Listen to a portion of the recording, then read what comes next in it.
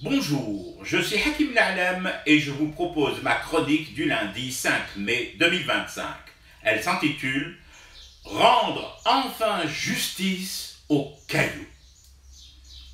Cela a trop duré, c'en est même devenu intolérable. Et vous me connaissez, lorsque je plaire un soupçon de Hogara, je ne peux rester impassible, laisser faire sans réagir.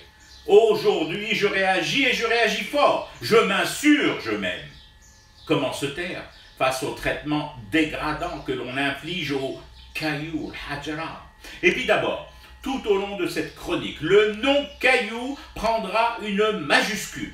Oui, je sais que cette majuscule ne lui rendra pas vraiment justice, mais c'est ma manière à moi d'entamer la réhabilitation sincère et désintéressée du caillou.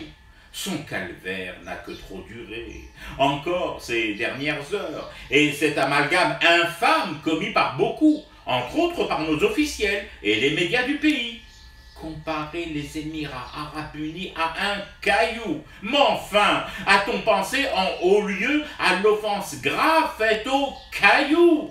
Ayassidi, imaginez une famille caillou, réunis le soir dans un coin de terrain jonché d'autres cailloux, eux aussi mjem'in, en tas, qui suit sur un écran télé datant de l'âge de pierre un JT présenté par la star du 20h, Pierre à Feu, et qui verrait son noble nom, famille Caillou, honteusement accolé à Émirats arabes unis.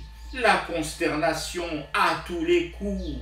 Je vous pose la question, oui, brutalement, je vous le demande, bande de gravillons sans consistance. Vous êtes-vous mis un seul instant à la place du caillou qui entend ça? Pensez-vous sérieusement qu'il restera de marbre, ou pire, de granit, et ne frémira pas d'un atome, d'une particule?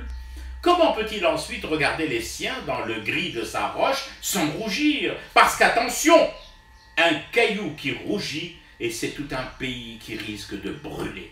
C'est notre avenir à tous qui vacille, chancelle, titube et risque de bouler sans but comme pierre qui roule. Satisfaction, mes frères, mes sœurs. Que va répondre la maman caillou à ses mioches en pleine croissance géologique, emplie de curiosité, et qui lui demanderait « Mamouchka chérie, où est passé notre lustre d'antan? Ne nous cite-t-on pas en exemple habituellement? Ne dit-on pas de nous couramment « Varabarusforim bihajara, frapper deux oiseaux avec un seul caillou ?» Et les chérubins cailloux auraient bigrement raison.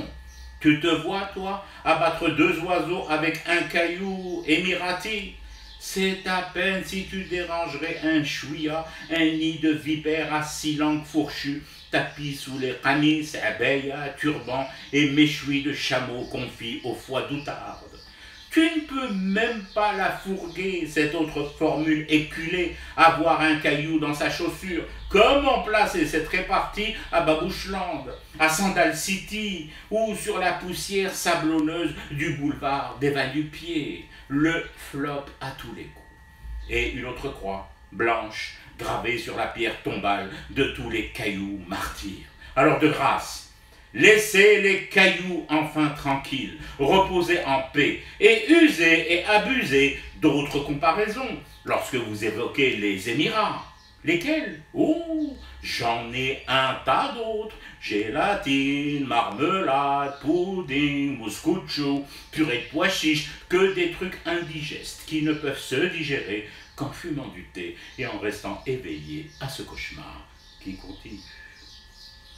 C'était Hakim La'alam, je vous retrouve demain pour une autre chronique et une autre façon de dire son amour à l'Algérie.